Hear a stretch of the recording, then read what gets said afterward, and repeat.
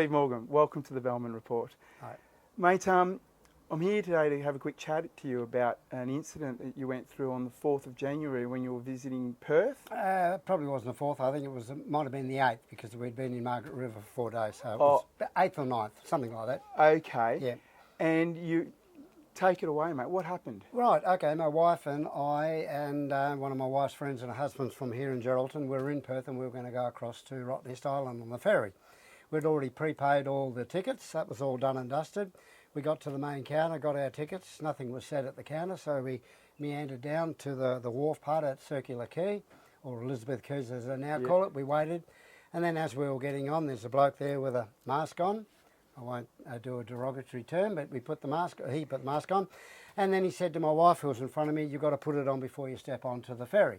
Yeah. And my wife did. She put it on, got on, then went up to the first floor. Well, I got it. I just put it straight in my pocket and went upstairs and proceeded to sit down. Yeah.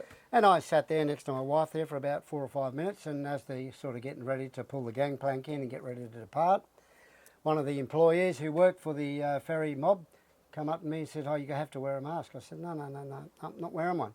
You know, and he said, "Oh, it's mandated." I said, "Well, it's all illegal, mate." You know, and that's where it went pear-shaped. And I said, "No." I said, "Listen, mate, you don't know anything of what's going on. This is illegal.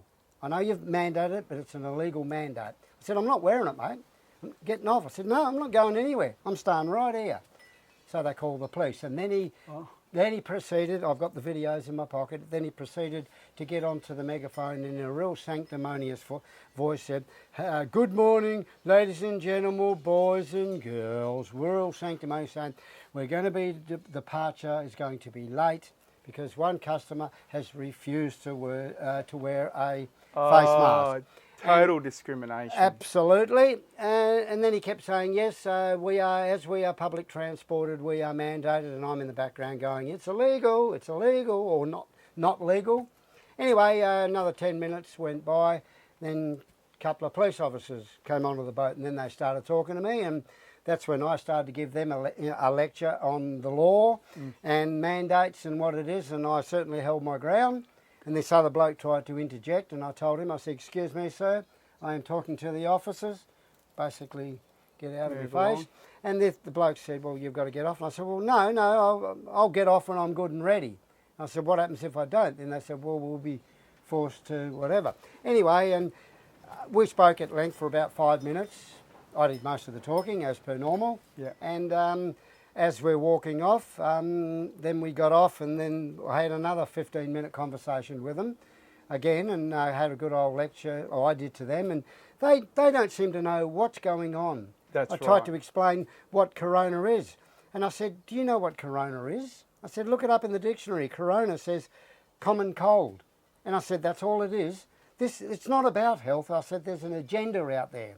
And I said, you wearing a mask 12 hours a day, you're giving yourself hypoxia, you're breathing in your recycled carbon dioxide. You are not doing your lungs any favours. And then it went on, then he wanted... And how did they respond to that when you were saying that? Sorry, they sort of erred and ahed, and while I was stumbling for words, I just chipped in again and carried on with my information lecture to them, you know, saying, "Well, do you know what it's all about? You know, do you know what corona is?" And that, and then I said, a mandate is only a suggestion of a contract between us and someone, but that has to go through the legislative court or through the Governor General, I think, as well, through the high courts and all of that. And it hasn't. Yeah. So a mandate's not a law, and neither is a directive. No, that's right. Yes. Yeah. Okay, and the bloke that was listening in and trying to interject with you, was he standing off to the side while you were saying all of this, or did he walk away? On the boat he was standing in the background, right, because he was waiting for me to get off the boat, you know, and until such time he just stood in the background trying to interfere. Yeah, right.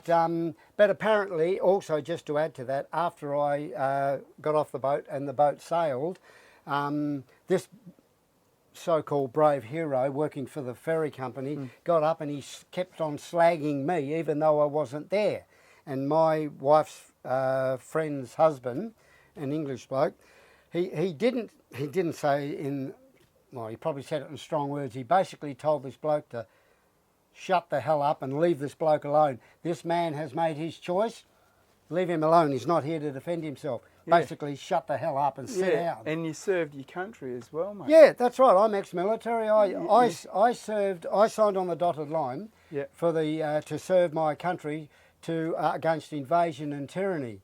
And what have we got here now? Tyranny and invaded by our own bloody government. Yes. That's not what I signed up for. And No. just because I'm ex-military doesn't mean I'm out of it. If the shit hits the fan, I can get called up, even at my age. Once Right. you're military, you're always in the fray if needed. Yeah. Yeah. Well, Steve, I'm really looking forward to seeing your video. I'll certainly put it into this report. Yep. And mate, thank you for your service. Absolutely. And it's welcome. been great to meet you. Likewise, thank you very mate. much. You're welcome. I'd shake your hand, but I can see you, You can't can do still do it. Oh, That's all right. okay. I don't That's want to all right. hurt you. Hey, I'm not a wuss. I'll toughen up.